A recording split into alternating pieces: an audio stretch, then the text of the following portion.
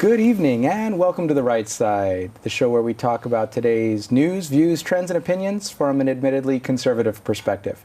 I'm your host, Chris Pareja, and this evening we're joined by the authors of Uncle Sam Can't Count, Burt Folsom and Anita Folsom. Welcome to the show. Hi. Thank you.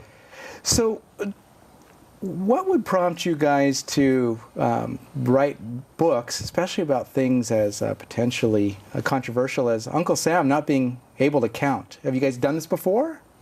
We have. We co-authored FDR Goes to War, which is part of a two-part series. I did the first part called New Deal or Raw Deal. So we had two books on the Franklin Roosevelt administration explaining the problems and why we didn't get out of the Great Depression.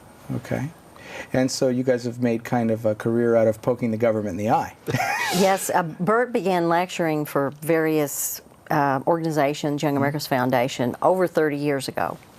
And he, in lecturing and doing more reading, he began working up lectures on people like Cornelius Vanderbilt, James J. Hill, and those lectures actually became one of his early books, Myth of the Robber Barons. But we have taken all of that knowledge over a period of about 30 years, and that is what is in Uncle Sam Can't Count. Okay. So tell us a little bit more about the premise of the book. Sure. What's your goal?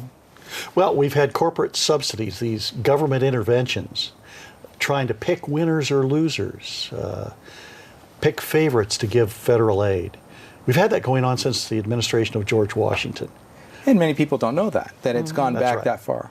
It's failed virtually every time, and that's the message. We need to learn from the past, and these stories that Anita and I tell about the failures of government aid to the steamships, government aid to the transcontinental railroads. George Washington thought a federally funded fur company for the fur trade would keep the British in Canada from encroaching on American soil. They were so incompetent, the British were encroaching exactly where the federal company was, and it took a private fur trader, John Jacob Astor, to run the business successfully. It gives you kind of a clue. My gosh, the federally funded company went broke. The private company produced the first American to be worth $10 million, John Jacob Astor. Mm-hmm. And so this is not a new trend. We like to think that our current administration, and everyone feels that their current administration is the most inept, the most corrupt, or the most eager to be cronyistic or choose winners and losers, as you said. Sure. But really, since the beginning of time, which is what we thought that the Founding Fathers were trying to prevent from the beginning. Yes. Yes. No, Yes. you're right. The Constitution in Article 1, Section 8 is very restrictive on where the government can be involved. And part of that was because the founders recognized that you're looking at the future, whether you want to build a better gun, an automobile, whatever might be the wave of the future, that it's better to let entrepreneurs tinker with it with limited government rather than having the government step in and try to pick who ought to get a subsidy to make the business work. Right. And even in that story from George Washington and fur trades and everything else, you're looking at a scenario where still people who aren't actually in the business are chosen by the government to run the business until it fails. And at that point, you need to bring in supervision from the private sector, which government seems to despise. That's exactly what happened, yes. And even with the administration of George Washington, he couldn't make it work. And we had an early disaster there. And it just shows every generation has to be educated that the government trying to pick winners and losers just doesn't work. And so, I mean, the obvious question to ask is, why does the government continue to choose these losers, right? Part of it is we don't, the stories never get properly told. In other words, after it happens, they say, boy, that was a disaster. You take the airplane subsidies. We had a federally funded subsidy to Samuel Langley to invent the airplane. He seemed like the logical person to do it. He was head of the Smithsonian Institution, a great scientist and inventor. He had written a book on aerodynamics, and so that funding failed, and his airplanes crashed, and then roughly a week after his second one crashed, the Wright brothers, with $2,000 of their own money, invent the airplane. Mm-hmm. And you think, well, now we learned something, but then what happens is the story gets told that the Wright brothers did a good job inventing the airplane, but Langley somehow gets left off the subsidy. Right. And so we didn't realize, the next generation doesn't fully grasp, that it was the federal government's attempt to invent the airplane that was a disaster. And when private support came for an airplane, it was successful. And so then repeat the story in the next generation. Textbooks do not tell these stories, and that's one of the reasons we wanted to write the book, so that we can get this information out, that these federal subsidies don't work. We can save our government a whole lot of money by abandoning them completely. Right, or if they're going to buy something, buy it from the private sector instead of developing it. We've grown up, or at least I've grown up in a time where you believe that, or you're told that government, there are things that only government can do.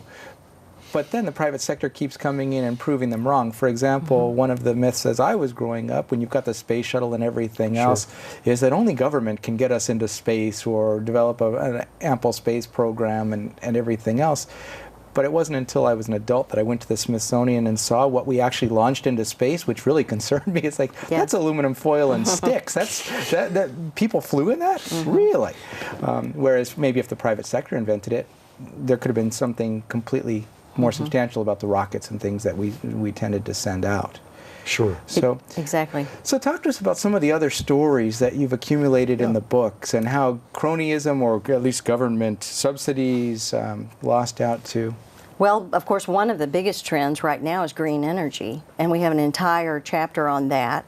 And what you hear the government constantly saying is that their subsidies to green energy companies are working. Right. And the truth is none of them are working. All the money to Solyndra was supposed to be a wonderful thing. President Obama went to the plant, made a big speech, and within a year and a half, the door shut. It was totally bankrupt. And even then, President Obama refused to admit it was a poor investment. Same thing with a company called One.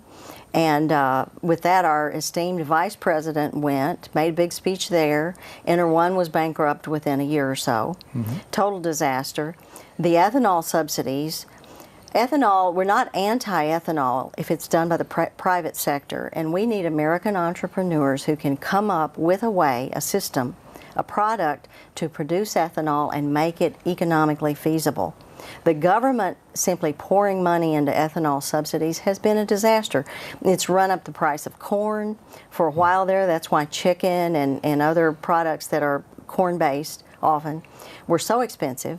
And ethanol has just not worked. The ethanol subsidies have been a big, big mistake. Right. And they've come from both Democrat and Republican administrations. Well, when it comes to getting subsidies, the people who've learned how to play the game often buy both sides anyway to hedge their bets. Absolutely. Dwayne Andreas, who is the head of Archer Daniels Midland, would fund both sides, figuring he could get the ethanol subsidies out of the winter. Right. Right. He began playing golf with Hubert Humphrey, and then once Hubert Humphrey was not in the White House, he gave money to Richard Nixon. At one time, $1,000 bills. $1 bills, or $1,100 bills. Right. And anyway. Secretly to his campaign. Just a funnel of money if they would continue supporting all of his energy companies, which included, ethanol and a number of others. And so, is cronyism typically the thing that drives it, or individual politicians getting the in, or have you noted with all of these stories a different kind of trend or a different entry? Well, the politics are part of the reason that the subsidies don't work. Because when you sit there, you were asking, Chris, why don't they work? Because one reason is politicians can't pick the winner because we don't know who the winner is going to be. Henry Ford was a virtual orphan. I mean, who would pick him to invent the car? Edison was saying it ought to be an electric car. I mean, Edison would seem to be the one you'd go with. You can't really tell in an entrepreneurial environment who is going to have the right idea. You let the market test them out. When the politicians get involved, it's often, well, I have a guy in my home state. He has this really good idea. Let's back him for a subsidy. Right. And so the incentives for the politicians are to get votes, and that can be done in ways that give subsidies to people who can help you out, rather than granting a subsidy to someone who might really have a good idea. Let me ask you this. I mean, viewers that are out there right now might be wondering, well, would you say that there's ever a good time for a subsidy then, or are you just anti-subsidy? Well, in the book, we have been asked that question before. That's a great question, Chris, and we answer that by saying if it is a huge national emergency, and one of the few that we can find is World War II and trying to figure out how do we end this war as quickly as possible. And we feel that one of the very, very few examples is the Manhattan Project. And ironically, that was so secretive that we think that the secrecy surrounding the Manhattan Project to build the atomic bomb during World War II, we spent $2 billion during the war on that project. But the secrecy of the project meant that most political entrepreneurs didn't know about it, so they couldn't find it. Although I'm not saying they didn't waste money at times, but the overall leadership, General Leslie Groves, seems to have been a very honest man. And that project produced an atomic weapon that we feel did end the war, and very quickly, and probably saved over 1 million American lives. But I mean, what are some other options, though? I mean, could there be entrepreneurial contests, as an example, to develop these things where you're spreading the money against or amongst a competitive group, as opposed to just picking one, and at least having milestones or something like the investment community might normally do of seed fund a few projects, see if they work, and then if it does, if their milestones met, do something else? Or what is the solution other than in a time of extreme emergency? Or just... Well, the best solution is to keep the government out of it and let the private sector do it. Even with the airplane, as Burt was saying, once the Wright brothers showed that they could fly, and it took them a few years to really prove it. It took 5 years, and then they went to France, flew their plane in France, and people were astounded. But what really helped with airplane development were these private prizes. There were prizes, for instance, for the quickest flight from London to Paris, or the longest flight. Once Wilbur Wright won that by flying for over 2 hours. That was considered phenomenal, and he won a large cash prize. Or Charles Lindbergh. And Charles Lindbergh flying from New York to Paris. Was for a cash prize. For another cash prize. So that money and sense people to perform. Now, you talk about free market and cheapers. But those kinds of incentives just seem to work better. Sure. And that goes against the grain. Some people think, well, the experts ought to be able to figure this out. But the irony is that often the experts, you get committed to a point of view, your career is staked on that point of view, and you miss it. And you miss it.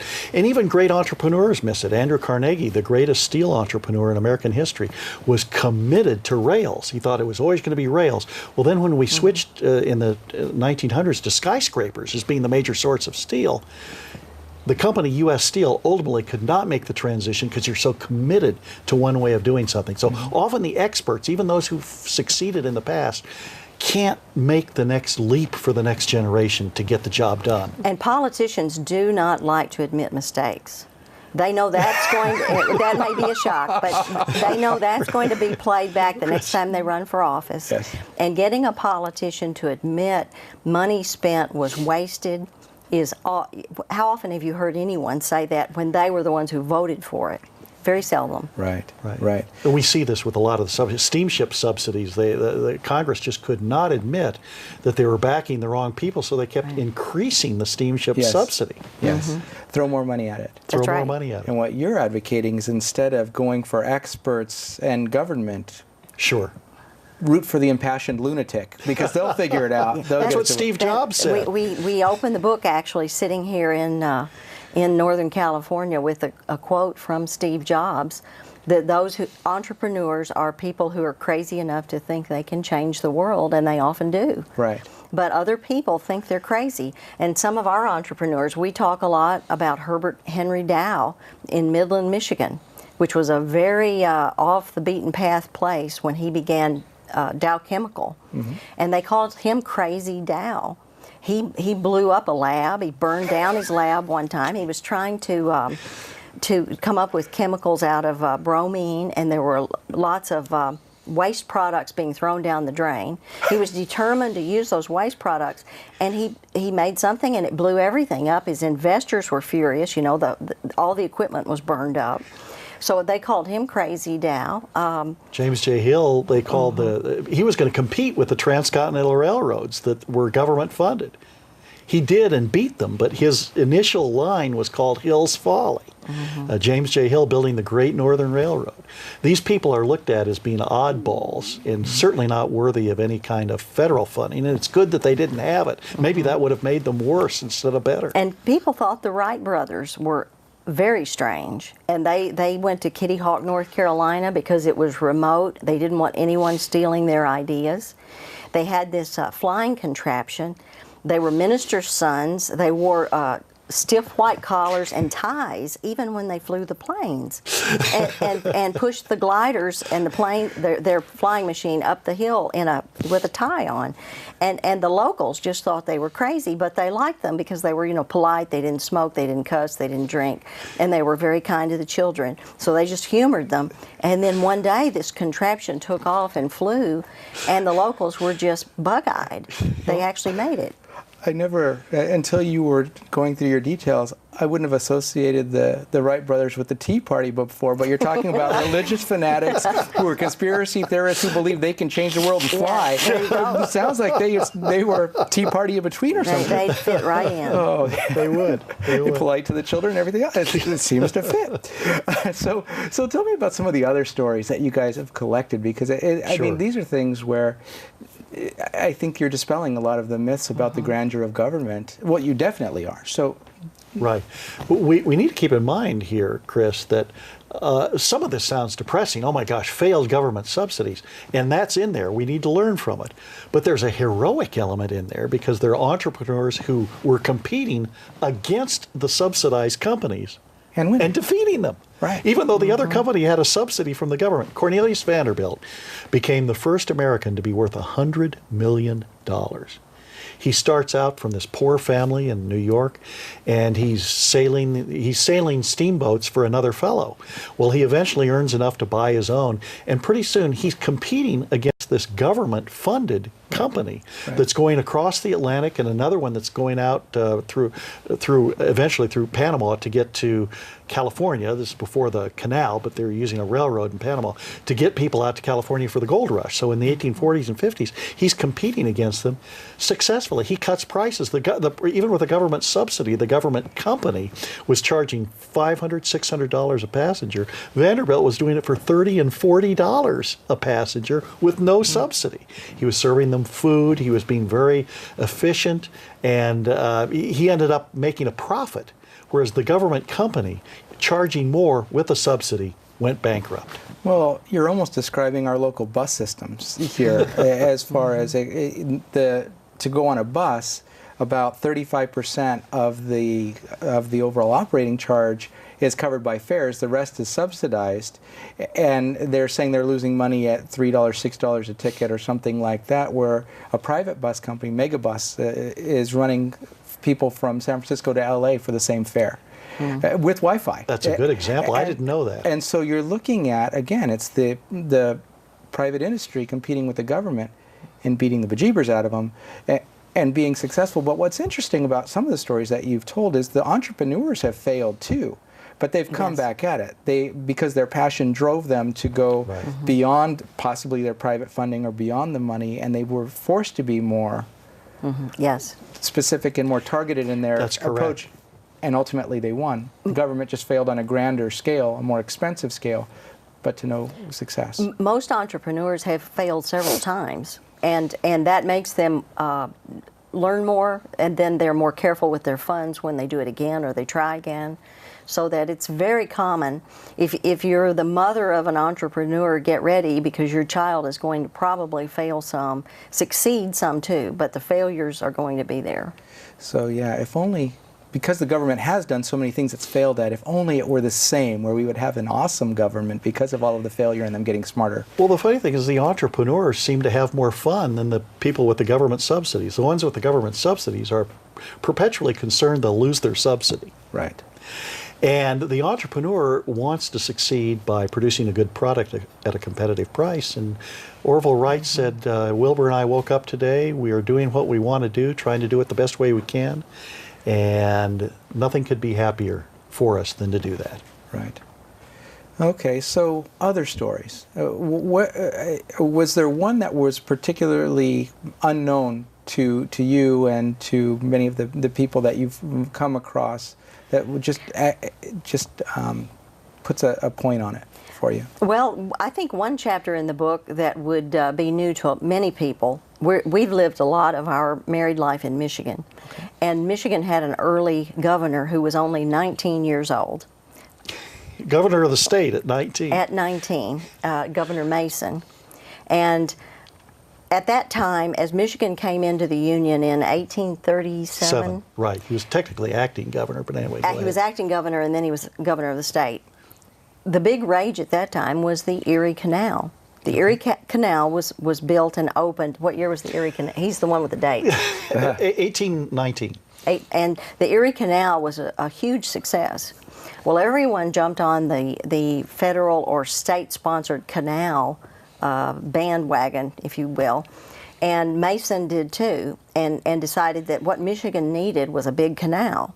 And that was an utter disaster. And other states tried canals, and so what you have to be careful of is even when you see something that looks like a success, the Erie Canal could have been built easily with private money, and probably would have been better if it had been. Now that's something that a lot of historians will get very angry when they hear me say that. They don't agree, but that's our point. But the Erie Canal connected New York City up through the rivers and lakes in New York State to the Great Lakes. Well, that's a wonderful market. Of course the Erie Canal could have been built with private money. Anyway, but when states saw the success of the Erie Canal for a while, and then it had problems. State of New York, but it wasn't built with federal funds. But with state. But with state funds. Correct. Everybody jumped on the bandwagon, and Indiana, Ohio, Michigan all started pouring money into state-owned canals. Then they also poured money into state-owned transportation of all sorts of types, and it all went bankrupt. It was a disaster. And many people don't realize that. So for the American public, you really have to watch these fads that come, and they are so popular. And right now, we are riding the crest of the fad of green energy. Mm-hmm. And it is a huge boondoggle. And people, I'm sitting here in Northern California, and I'll say that again, green energy is a joke. Windmills don't make money. They are wasting farmland. Ethanol has been a terrible subsidy. Solyndra went broke, as we said. Solar, but right. it is such a fad, and there's so much misinformation out there. Please get the facts. Right. That's what I would say. Well, do you think there is potential for these energy streams if it's not subsidized, and if somebody just has passion for it and can develop them? Do you think that they would ever get to a place where they would be effective and cost effective? Absolutely, but we need huge breakthroughs. We need a Steve Jobs, if you will, in the area of electric batteries and power storage. That's one of the big problems and one of the big bottlenecks. We need better batteries. These windmills are extremely inefficient in how much energy they use to store energy. It's ridiculous. Yeah, it costs more. They have them here in the East Bay area and the Livermore area, and there are lots of them that aren't running even when the wind is going at high rates of speed, and it's almost because it costs more to run them than it does to just leave them turned on. And that's insanity. And they kill something like 50,000 birds every year. Yeah, they eat raptors for breakfast. Where are the bird enthusiasts these days? Right. So, eating drumsticks below the windows. Oh, that's not what you meant. No. Well, we have just a few seconds left. Sure. Tell us where we can find more details about Uncle Sam Can't Count. Right, Uncle Sam Can't Count. It's on Amazon, and they could. Anyone can go to burtfolsom.com. We have a website, burtfolsom.com, a blog, and we have lots of our books listed there. Click on it, and that will give you all the information. And just spell Burt Folsom in case people don't. BurtFolsom. .com? .com. Even if they misspell it, we have most of the misspelled versions too. Well, yes. Anita and Burt, thank you for joining us this evening. If you'll hold on for just a moment, we'll be back after a word from our underwriter, the Conservative Forum.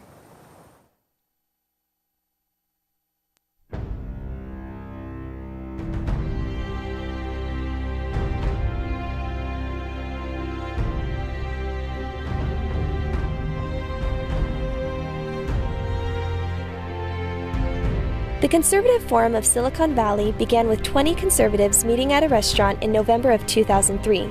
Our mission is to promote the principles of American liberty through education. By 2012, we had grown to over 600 paid members. Our monthly meetings feature well-known and prestigious conservative speakers addressing issues that are critical to our country's very survival. This includes speakers like Victor Davis Hanson, Andrew Breitbart, David Horowitz, and many others. In addition to our monthly meetings, we sponsor a conservative local cable access TV show, The Right Side, covering today's topics. Our Constitution discussion group not only teaches the Constitution, but started our annual essay contest that awards 2 $1,000 scholarships to local high school seniors. We are a virtual clearinghouse for grassroots organizations by providing them with table space at no charge in our exhibit area. There are typically a dozen groups represented. If you are like-minded, join us at our next meeting and become motivated and empowered. Liberty, made in America.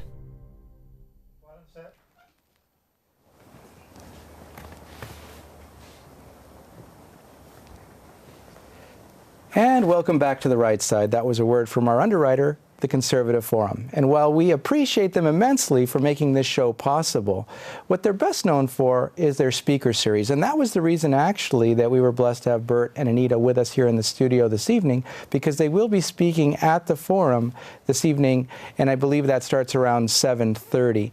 Doors open earlier at 7, and you will be able to see them as well as others in the near future, such as on May 6th, Joe Arpaio will be here, Sheriff of Maricopa County, who's known for treating inmates like prisoners and enforcing border security, etc.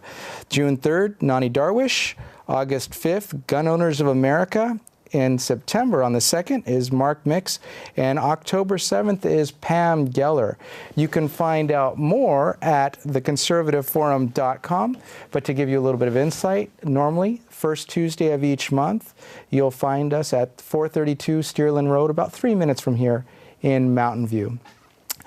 I've always been a big fan of believing that entrepreneurs, when given the option, will always outpace government and add competition not only to the marketplace but to our ability generally to make strides forward for our economy, for our country, for our competitiveness, but also for our standard of living.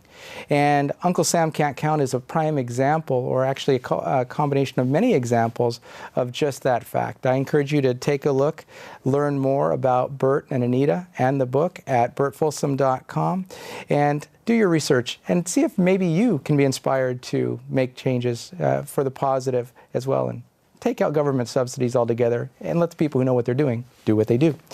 On that note, I'd like to thank you once again for joining us on The Right Side. I've been your host, Chris Pareja, and I'll look forward to seeing you again in person or on the show sometime soon.